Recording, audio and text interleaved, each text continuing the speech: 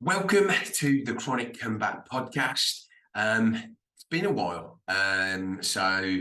First of all, apologies to you guys. Whenever I say apologies, everyone always says, of course, no worries, don't worry about it. I'm sure you weren't all waiting for me to come back. Hopefully, you're not disappointed I'm back. But yeah, I meant for this to be a very short, not short, like a couple of months break whilst I went back to Europe for the summer. I was going to be going back for like 3 months, and I thought I'd like recording, and then I think when you get out of the habit of doing these things, it's easy to not, because I run my own business that's like growing, and obviously I've got various health things to focus on. It started to get pushed to the back of the queue, which is, it is what it is. Like I always knew throughout this period that I needed to prioritize it, because whilst I feel like I'm hopefully giving people a lot in terms of giving them recovery stories, I feel like I've got more than I ever thought out of doing this podcast. So I can't just suddenly just cut and run when I just decide to have a couple of months off. So 100% the episodes are coming back. I'd actually already recorded, I think 4 or 5. I need to check into it. But I was keen to give you guys an update. I released a video on Instagram and Facebook last week showing the difference in a year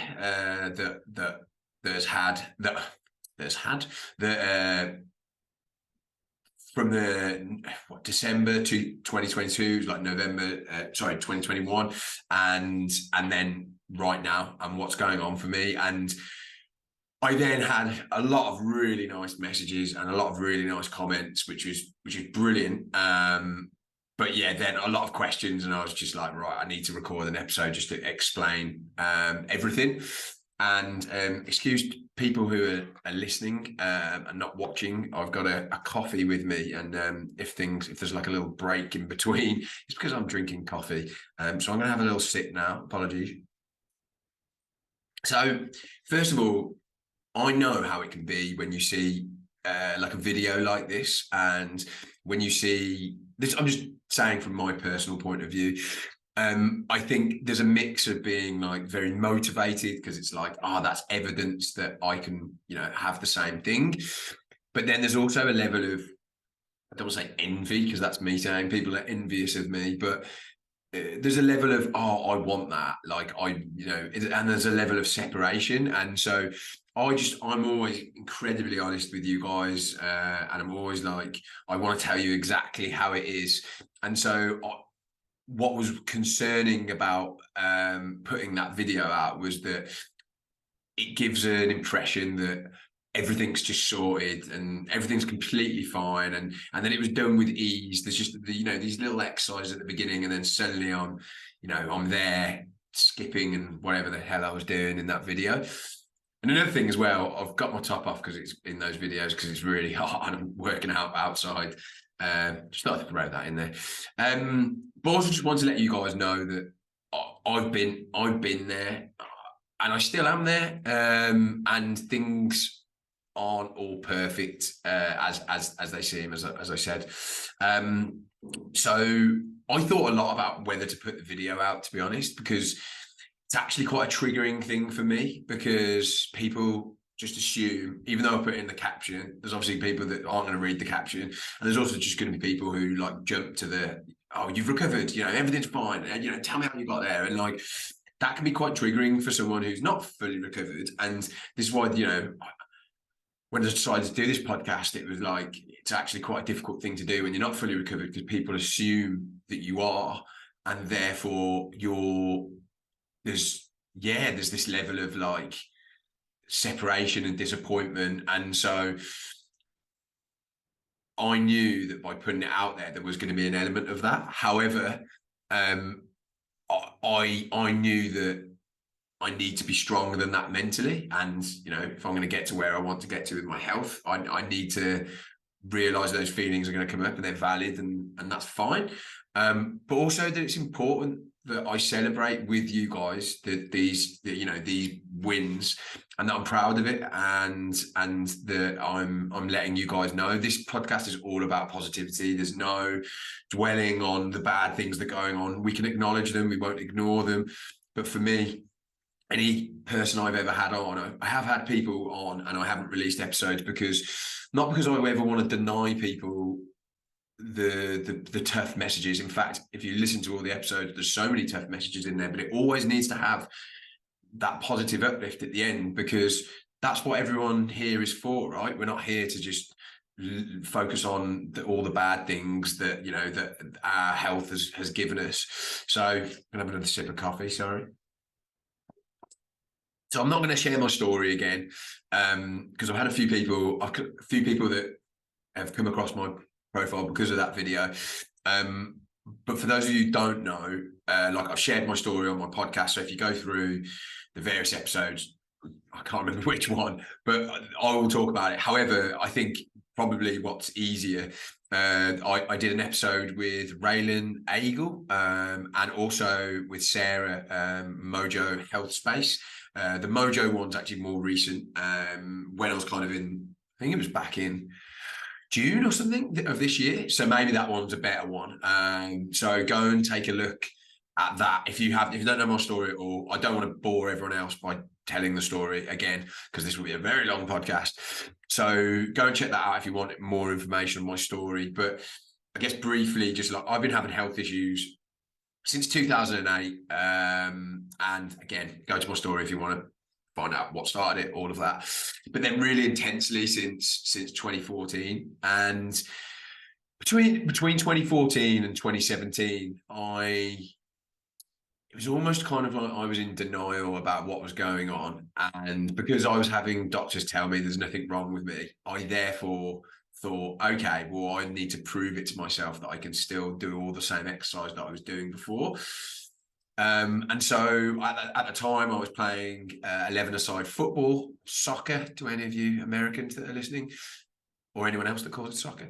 And I was playing that every week. I couldn't train because I'd be too sore for the weekend. So I could play once a week, and I was still going to the gym.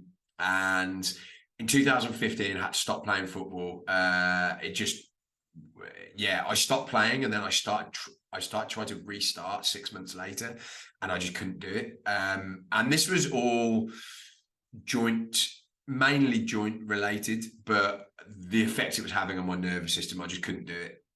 And and then with the gym, I was still able to go to the gym. I was still able to run, which was amazing, but it was all very much pushing through it and kind of I guess denying what was going on. And slowly but surely I started to get more and more injuries, and these were chronic injuries, injuries that when you go to a physio or anything, they're not very helpful. And just for those of you who don't know my story, this is in addition to all of the other symptoms that I had.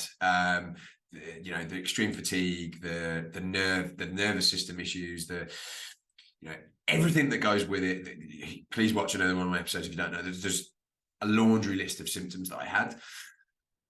And at that point, I think it was in 2016, I used to be a big party. I'd party a lot, and that was my social life. That was my social life with my friends. My social life was playing sport, going to the gym, and drinking and going out. And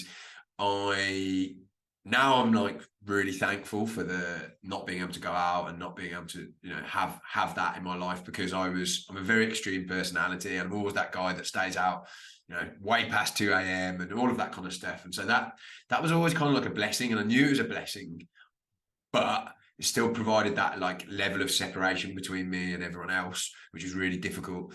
But the thing that really, really kind of hit hard, really, and just continued to hit hard, was in 2017, when I had so many things that had built up in terms of injuries. Remember, another sip of coffee. God, that's going to get annoying. Hopefully I can finish this before, but it's quite a large one. Yeah, what was I saying? So yeah, I started to get just so many issues. Like one of the key things was basically I had my knee. I'd had an ACL knee injury, and that was like screwing me up.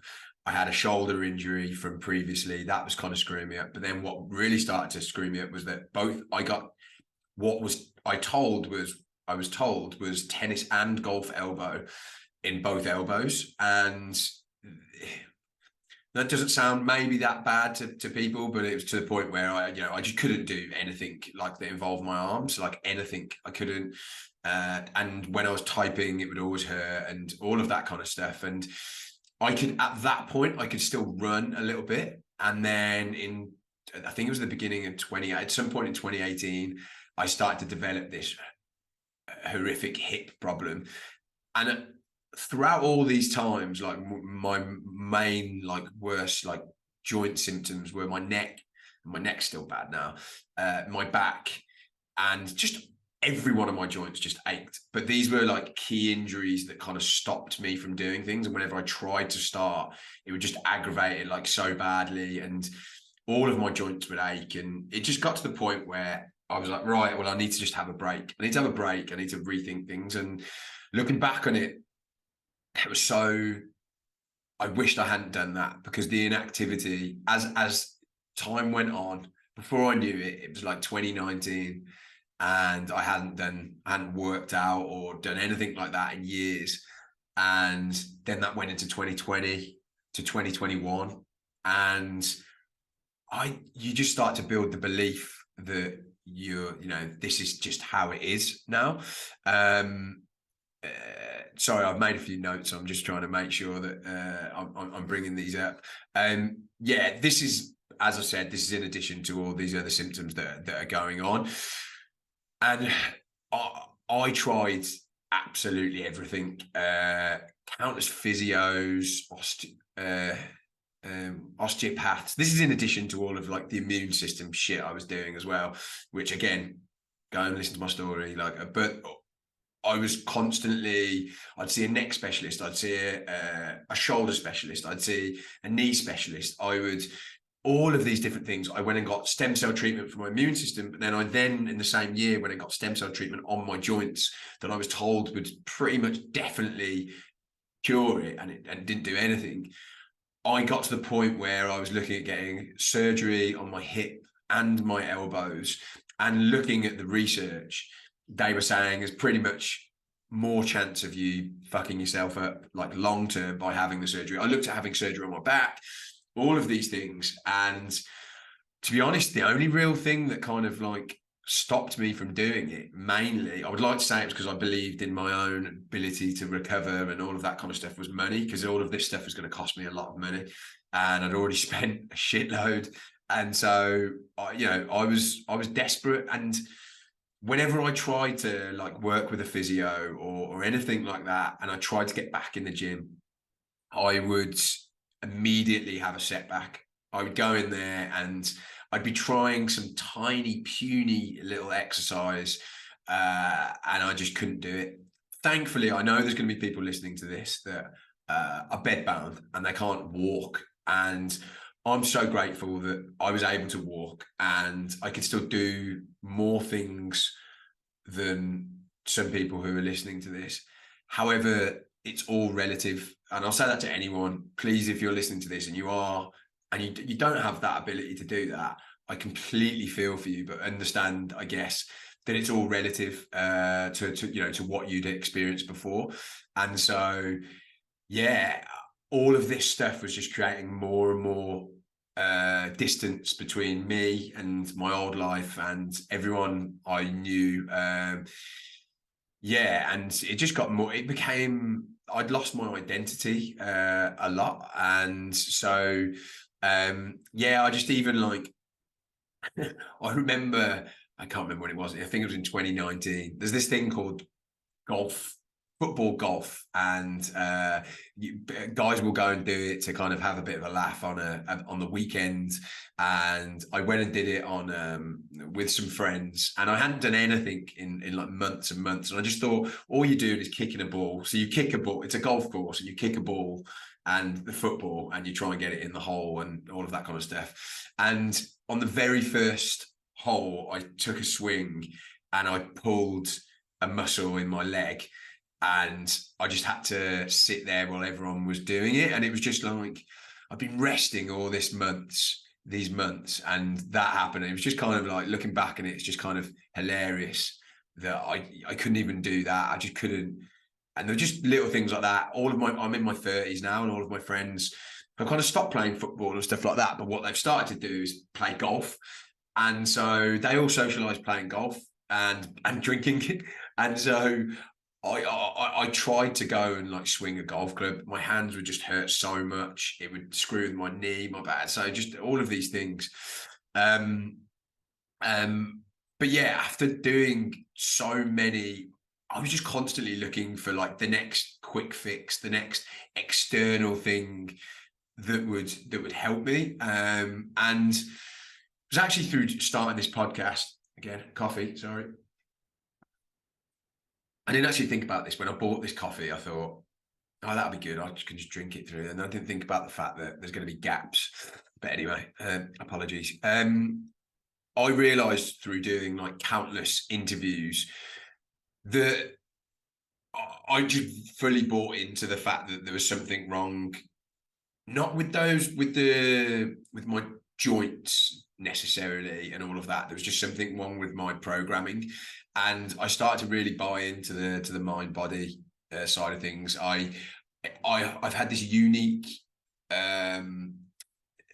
what's the word? Unique point of view where I've spoken to people who done loads of brain retraining, and it's all about recovering from Lyme disease, all that kind of stuff, and then also people who've recovered from chronic pain stuff. But it's all in the same vicinity in the same area. That's the right word to use. Because you're training your brain that it's not broken and that it's safe. And that really clicked for me. And also I got to the point where I tried everything else. I tried all these external things. I tried every supplement you can think of. Even now I have people constantly said, have you tried this? Have you tried that? And I'm so exhausted with trying new things that I consume, like supplements or different therapies, because they're just exhausting to keep doing them, paying for them, and then not working. And so I really needed to buy into. I really realized as I was doing more and more interviews that I really, really needed to buy into the fact that I could heal myself, as kind of cheesy as it sounds. And so I'm just looking at my notes again. Just the idea of brain retraining made so much sense to me, and I knew that I needed to make movement part of my recovery, but I really didn't know how. And so when I moved to Bali, kind of skipping ahead a little bit, but that was late last year. So it was before I moved to Bali, actually, but I said to myself, right, I'm going to start a brain retraining program. But also I didn't want to work with a physio, that I wanted to work with someone who was going to encourage me to move and to actually train. And I didn't know how it would work, but I looked for someone in Bali, and I wanted to focus on someone who'd actually specifically worked with people with injuries and stuff before. And I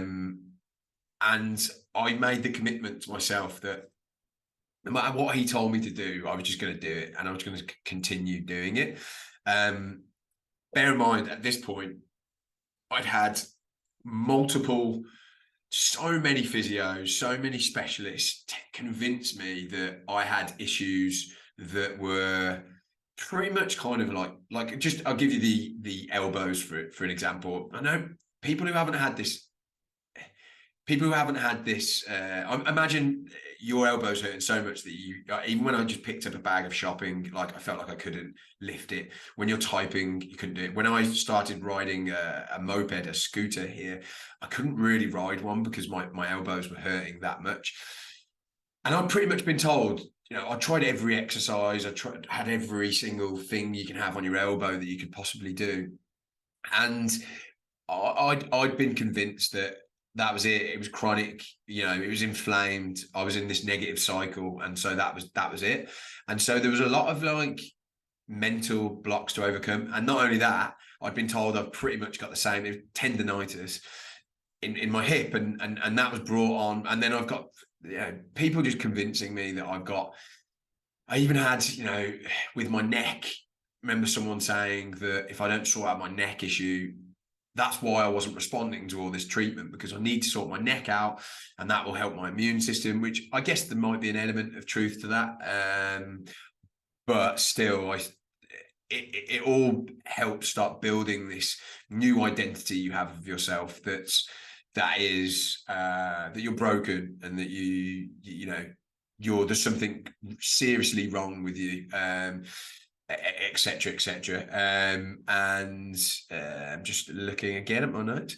And in terms of like just circling back a bit, like in terms of brain retraining, I'd actually already done I started trying to do the Gupta program like a year before or so, and really, whilst again I really like the program and all of that kind of stuff, it just wasn't for me at that time. And because I'd already tried it, I wanted to try something new.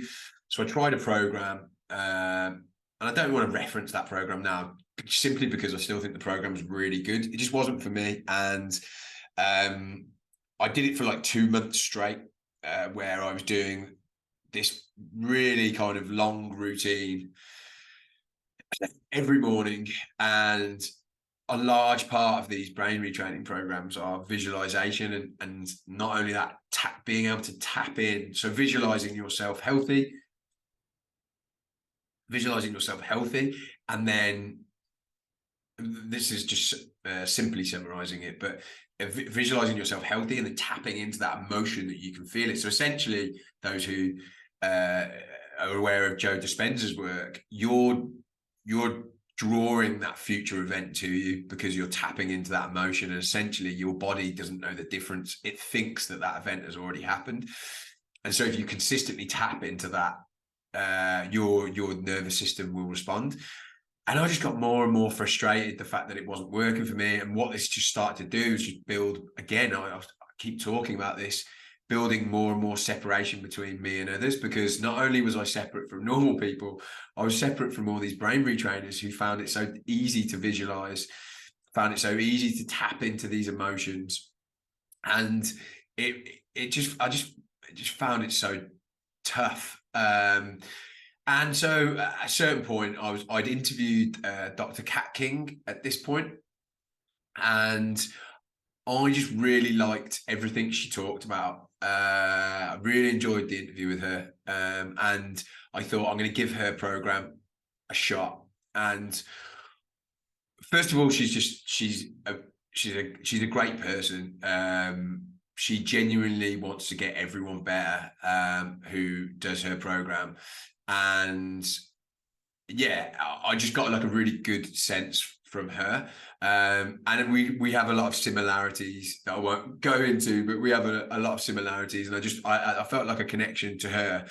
And what I really loved about the program, but her messages, was that brain retraining was just not a very small part of it. It's still a big part of it. And by brain retraining, I mean like the visualization stuff, but it was definitely only an element of it. What I took from her messaging, in addition to brain retraining, was that movement is so important, and you need to identify as being someone who moves, someone who exercises, she says. And even if that's just literally just lifting your arms above your head every day, doing something that you hadn't been doing before, just identifying with that I'm someone who exercises. And I thought that was really interesting because, yeah, for a long time, I'd basically just given up. I would walk at the beginning of each day, but to be honest, I don't I don't love walking. I don't get a lot out of it. And I know those who are listening to this right now, they would, some of the, you would kill to go on a walk. But for me, it was still, I needed to bridge that gap between, you know, that separation that I was feeling. And for me, I just had to find a way to get back where I could exercise to a good level. And so, yeah, that I took that from it. Perfection. So I always assumed, I think I've talked about this in another podcast. I always assumed that I wasn't really a perfectionist because I would definitely, there's a lot in my life that that I accept as not being perfect, and I'm totally okay with it. But when it comes to this, I'm so petrified of not doing things correctly, like your brain retraining, like a lot of other things, that I'm convinced that if I don't do it exactly how it should be done, then it won't work. And I'm sure a lot of you listening to this can associate with that, and then that starts to creep into every other part of your life. If I'm not eating exactly as I'm meant to, if I'm not sleeping exactly as I'm meant to, if I'm not just living this totally clean life, because all of us have been convinced there's these, for me, for using myself as an example, that I have all of these toxins and all of these things going on in my body, Lyme, mold, all these viruses, heavy metals, all of these things. So there's something seriously wrong with me. And therefore, I need to be this perfect person to be able to get rid of these things. I need to be able to, live a perfect, clean monk life. And that, I remember doing an episode, I can't remember who it was with, but she kind of made me realize, wow, you are a perfectionist in that way. And yeah, so it was really letting go of the need to do things perfectly, which is very difficult. Stop trying to fix yourself. Don't see yourself as something to fix. And then the last thing, and I'm sure there's other things, but I was just thinking about it earlier when I was writing notes.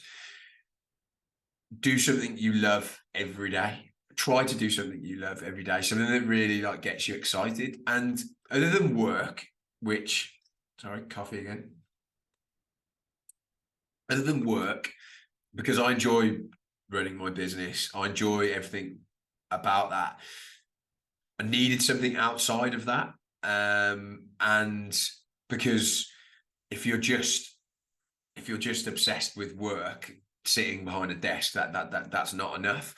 And I just realized that I'd gone years without doing something I love most days. Maybe I'd do the odd thing that was like I liked, but consistently doing something.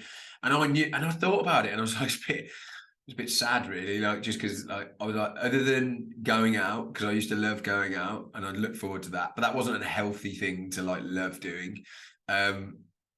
It was sport. It was going to the gym. It was exercising. That was the thing that I really missed, and I just wanted to be able to do that each day.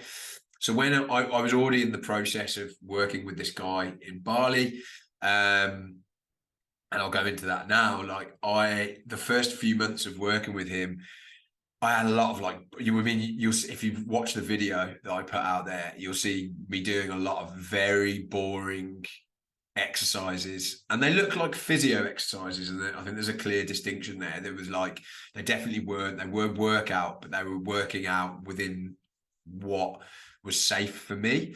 And for the first few months, I really felt like there was no change, and it just felt like it was like Groundhog Day.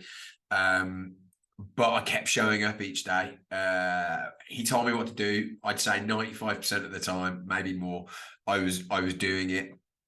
Each time I pushed it, I had the kind of same setback, but the difference being now was that I would, because I'm not skilled and experienced in these areas, and actually something I didn't think to mention is I used to work out a lot, But I taught myself to work out, which was I basically just went in and threw some weights around, focused on the vanity of it, trying to build my arms and chest up as much as I could, and didn't do like the rest of my body. I'd never done a squat in my life. I'd never done anything that wasn't like vanity related. And he was giving me like a pure, like telling me things that I just hadn't realized before. And so yeah, the difference was that at this time, when I had a setback, we didn't just stop completely, because I'd be like, oh no, I can't go to the gym tomorrow, and he'd be like, no, no, no, you're coming, but we'll just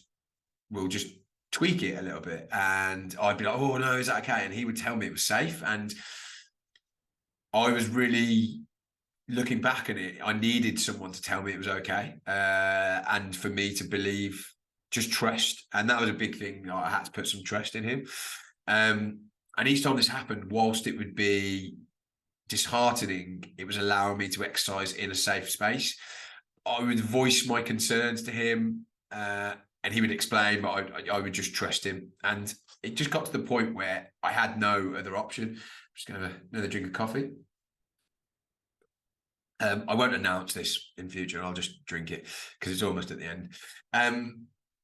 Yeah, as I said, I went months without any real progression, but around, I think, month 4, I started to realize one day that he got me to do something that was lifting weights with my arms, and that my elbows weren't quite as in excruciating pain. I was actually driving my scooter and it wasn't really that much of a discomfort. And so I could start to lift weights. It was still painful, and I'd probably say a setback every couple of weeks. But every time it was kind of like, one step back, 2 steps forward, and it was kind of like that the whole time I was in Bali. So from, December till when I left in June, my hip did not improve at all.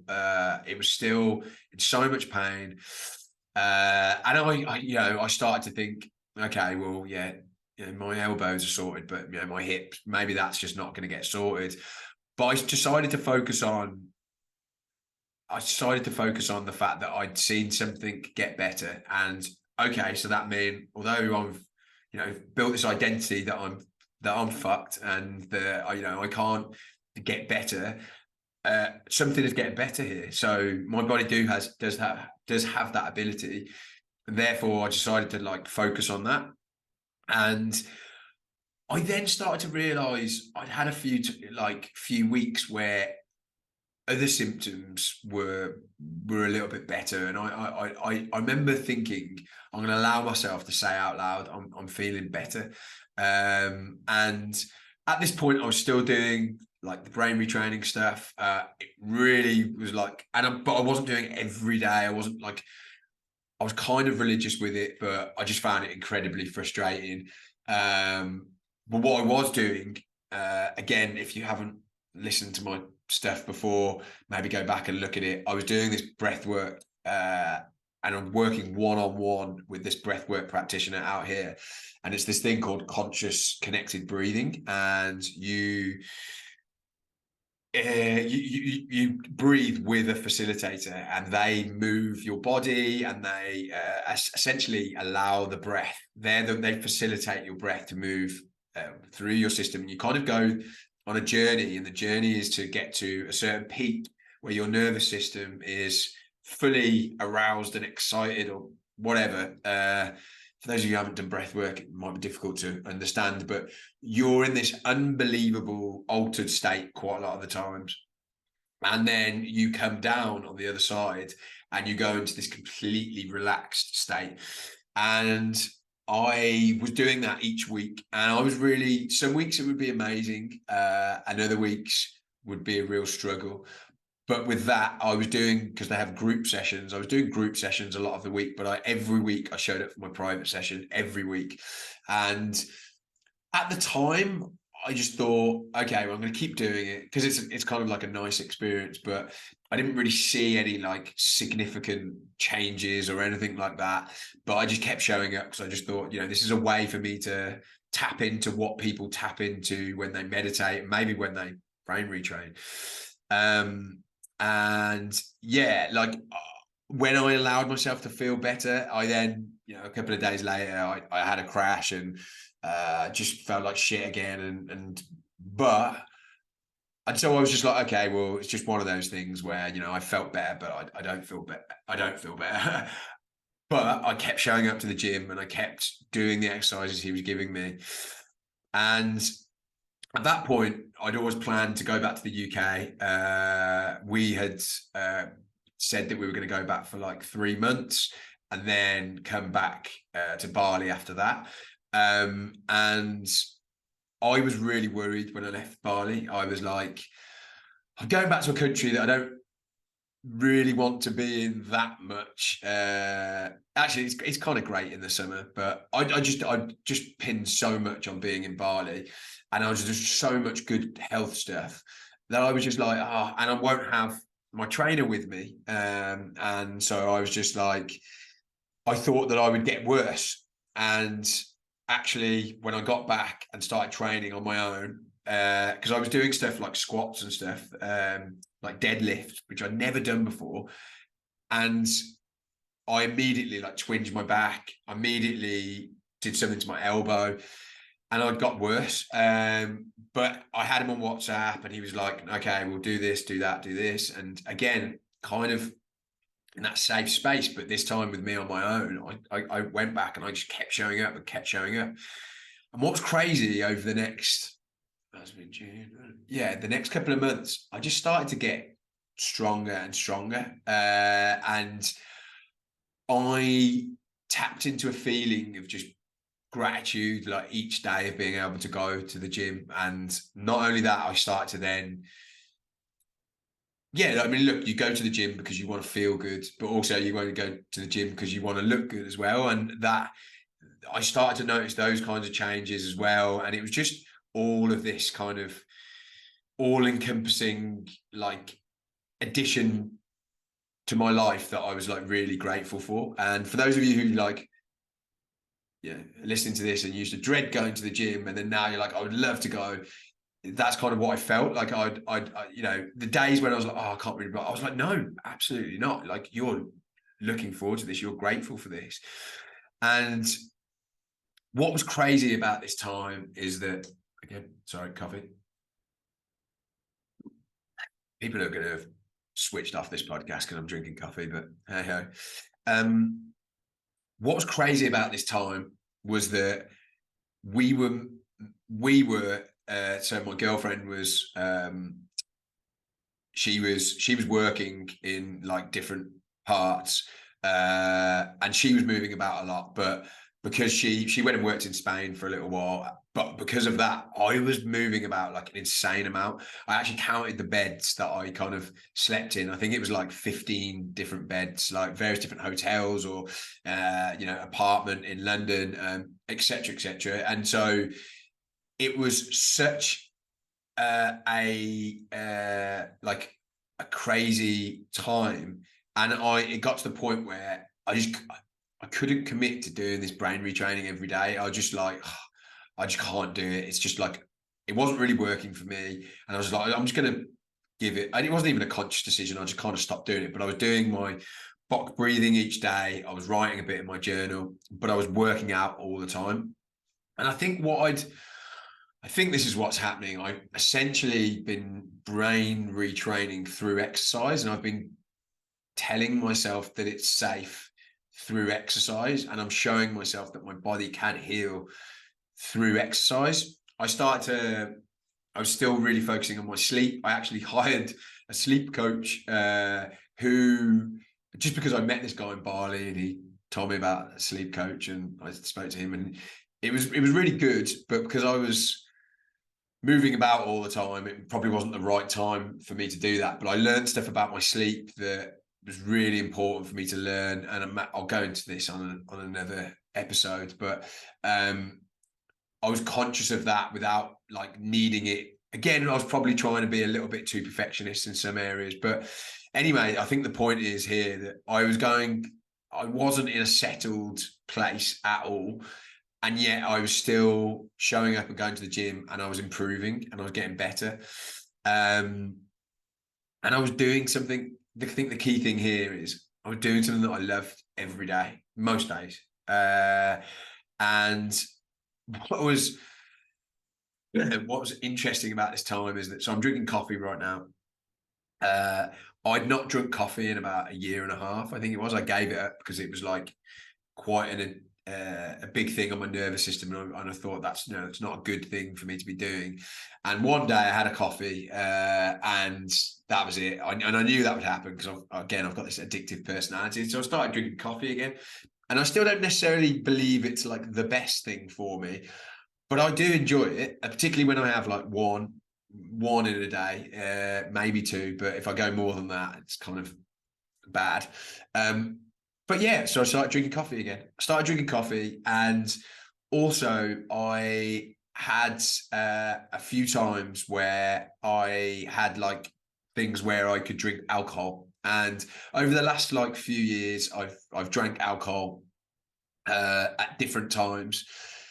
And it was always kind of like an event, or maybe a holiday with some friends, and I would go into it really beating myself up that I was going to do this, and really were just like, oh, I'm damaging myself here, I'm making myself loads worse, and etc etc.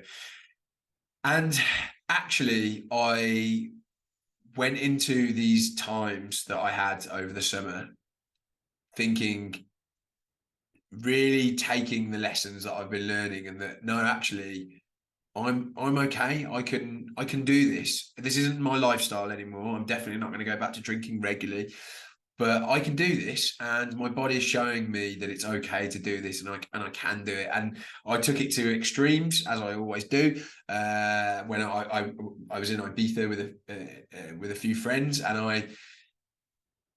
at the end of the trip, I actually got ill at the end of the trip. So again, it start to stir up old emotions.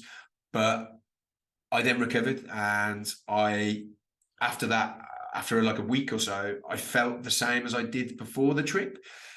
And so I was like, okay, well, my body's showing me here. It can get me back to where I was before. So this is okay to do. Maybe not going to the extremes that I tend to do and staying out really late, but that's okay. And I drank alcohol. I was moving about all the time.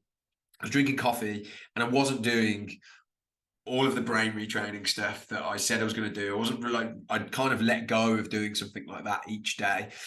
But I had the few things that I was sticking to kind of each day. And I just said to myself, when I go back to Bali, I would try and restart a lot of that. But yeah, sorry, I kind of went off. I've gone completely off my notes. So God knows where I am. Yeah, and just like in terms of like eating, like I would allow myself to, when I was out with friends, I would allow myself to eat what I wanted. But then when I was eating myself, I would eat healthily. I would avoid gluten because I know I can tell it's bad for me. I would avoid milk, dairy, because I know it's bad for me. I'd avoid sugar. But I was doing that because I wanted to, not because I was scared of it. And I would eat those things if it came up. And just being like that again, it just started to build that bridge not back to who I was, because I didn't want that, but like between me and other people. And it started to reduce that separation. And yeah, I got stronger and stronger in the gym. What's interesting is, though, that like the rest of my symptoms, it's really difficult for me to kind of compare, because I still have. So yeah, it's important for me to be really clear here.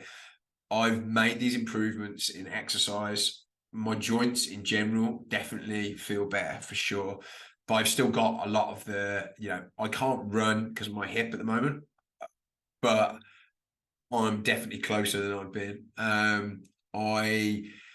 I have a lot of the nervous system stuff that I have, a lot of that I've had before, stuff with my vision, fatigue, generally kind of feeling like shit, like a number of days.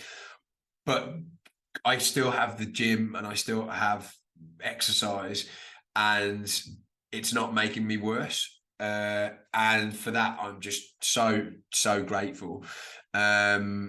So yeah, I'm just so grateful like each day. And what was actually interesting, so I'd done Dr. Kat's program and her work, but then also I had Dr. Dan Ratner, who is like chronic pain, in that chronic pain space, talks a lot about TMS, and I did his course, online course, and I actually didn't like implement anything he told me to on a day-to-day basis. However, just doing his course, that made something click as well. Again, it was all about, you're not broken, you're fine as it is. He talks about a lot of emotions and a lot of that, you know, causing a lot of the pain and that kind of stuff. But I realized actually after doing that course that I feel like things went to maybe a little bit of a new level. I don't know if it was definitely that, and I was already on that way anyway. But I thought it was interesting that just simply by doing that course and then combining that with everything else, you know, from Dr. Cat and all of that kind of stuff, I feel like my brain is slowly changing, and so I'm kind of brain retraining myself in my own weird, fucked up way. And then actually, kind of circling back to the middle of this, like when I spoke to Dr. Cat, she talked about this thing called gene key, the gene mapping or gene key. I think it's gene key, and where basically someone looks at the time and date you were born, and through yeah, it's a bit like spiritual and everything, but can actually map your DNA essentially. And what was really interesting, it was just nailed me like completely in a lot of ways. But what was so interesting was that movement for me is so important. And he was like, this is so important. And it was one of the biggest things on there. And I'd lost that. So I was like, okay, well, I need to keep this in my life. No matter what happens, movement just has to be part of my life. And so it was really interesting. And that, in addition to a number of different things, was yeah, I needed to focus on. And then so I've come back to Bali, came back a month ago, just over a month ago, and there's a few like interesting things here. I went and did a breathwork session, with private breathwork session, and I was just thinking immediately that, oh, you know, I haven't done this in months, and so, you know, it's going to be worse, and, you know, I'm going to find it difficult. I had the most couple of powerful breathwork sessions, and the difference being is that I was able to let go and trust that everything was fine. And previously I was, for those of you who don't know about breathwork, and particularly this kind of breathwork, you should 100% just try to trust and let go and just trust that everything is okay, and you don't need to try. Whereas I was always trying, I'd try and try, and I wouldn't trust. I was like, oh, what if it don't work? What if it won't work? And some reason in the first session back, I just let go as much as I can. And wow, just the more I let go, the more I trusted, the better it got. And I did the same in the second one. And then the last one, actually, I started to try again, which was interesting. And then I let go again. And the practitioner, who's brilliant, Satori, she just said she's noticed like a huge shift, or a big shift, in my nervous system. And that has to be through, you know, all of this stuff. And so it's just such a nice thing to have that kind of confirmation in a way that my nervous system is responding. And so I'm going to go deeper into that. I'm booked into a retreat out here, and I'm going to continue to work with her. And yeah, so I'm just looking at my notes. To be clear, yeah, so I've come back. So that's the good stuff. And I've come back, and I've been working out, and I'm actually playing around a lot with fasting. So I'm eating kind of like what I want in a way, but I've started doing this 1 meal a day, OMAD, which I actually really like. I do that kind of 5 or 6 days a week, but I eat a lot in my one meal. I kind of eat 3 meals in one go almost. And that's been really good. So I'm continuing on with that for the majority of the time. But I've been sleeping terribly since I've been back. And I think a lot of that's to do, it's very moldy out here. There's a lot of mold, and the place I've moved into right now is very moldy, and it's really triggering a lot of like things feeling unsafe and all of that kind of stuff. And I'm really dealing with that, like mentally, just trying to deal with that. And I've actually been sick twice since I've been back. Like once, like a real stomach issue, and then another time, like throwing up and stuff like that. And now, actually, I thought it was just kind of ironic that today I would feel pretty rough after, for doing this episode. I feel rough. I've had some really bad night's sleep. Managed to get an okay night's sleep last night, and so things aren't perfect. But I'm not going to therefore think, okay, well, I need to leave Bali. There's a lot of positive stuff that I'm coming with it. And for me, that comes with living in Bali. For me, I need to find a way, and this is what, again, Dr. Kat said. She was like, she recovered while she was living in mold. And for me, I want to be able to normalize, what I'm going through. And for me, that is like, I need to be able to recover and get better in a normal situation. And that's my own opinion. I don't judge anyone else for doing what they want to do, but for me, I want to be able to, and that might take me longer, potentially, who knows, but I want to be in a situation where I'm not trying to avoid everything. And I think that's what I was getting towards. I was just avoiding everything, and that just built up this I was kind of petrified of everything, and so I just want to place more and more trust into my nervous system, into my body.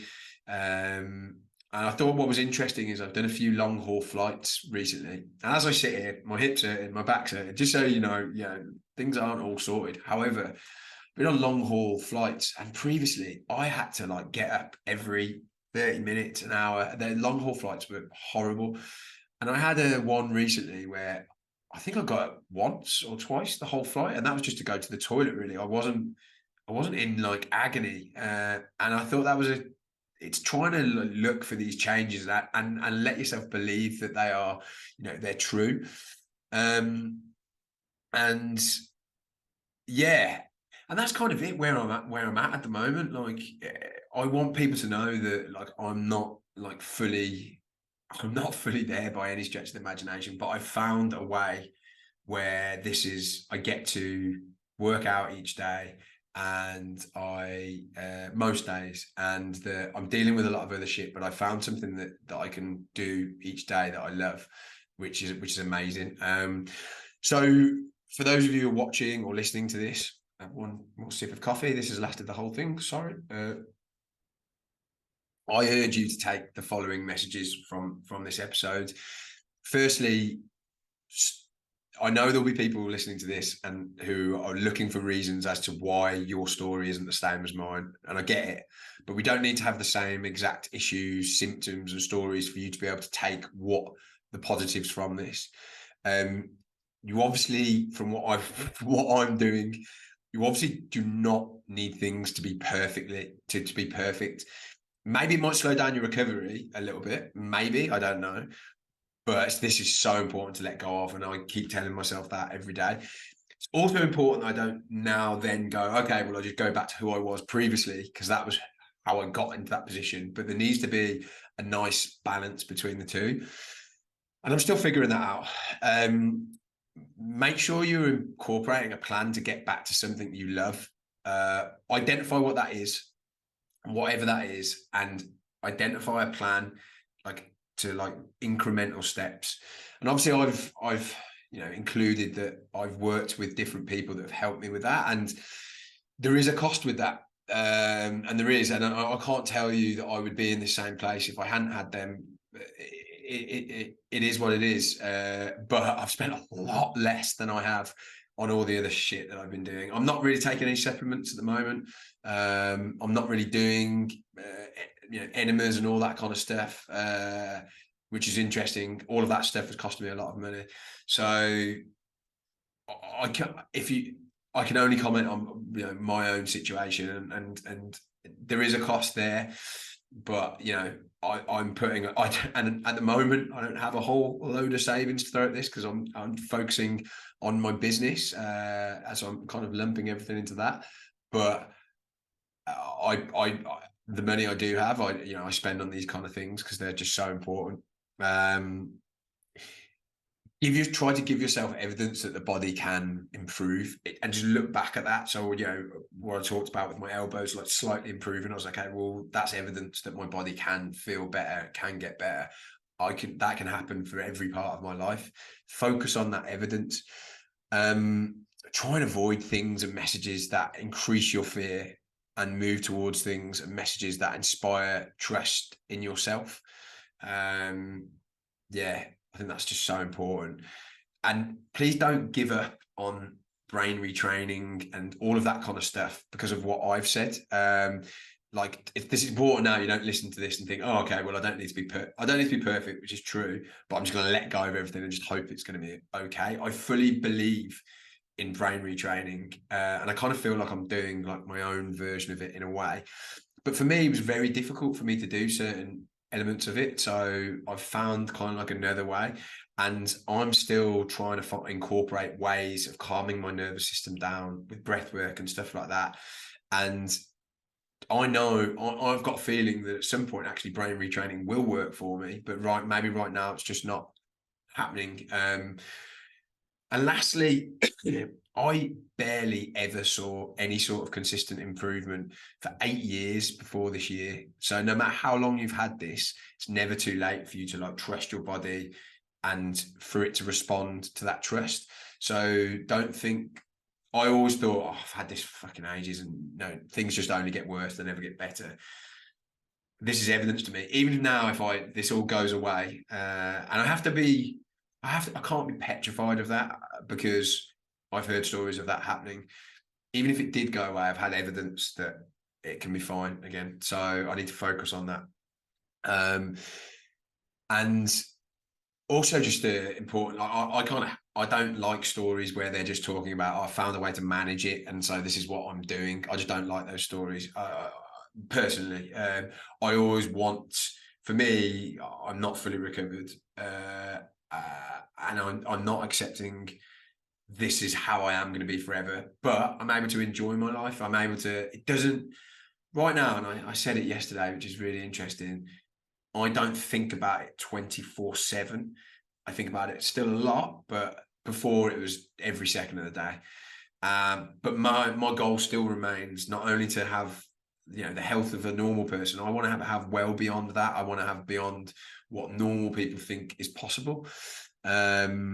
And I think that should be everyone's goal. You know, everyone who's listening to this, you have so much knowledge and whatnot around health. You've made sacrifices that normal people wouldn't be able to make, and therefore that makes you like special in, you know, your approach to health. So that just has to be the goal.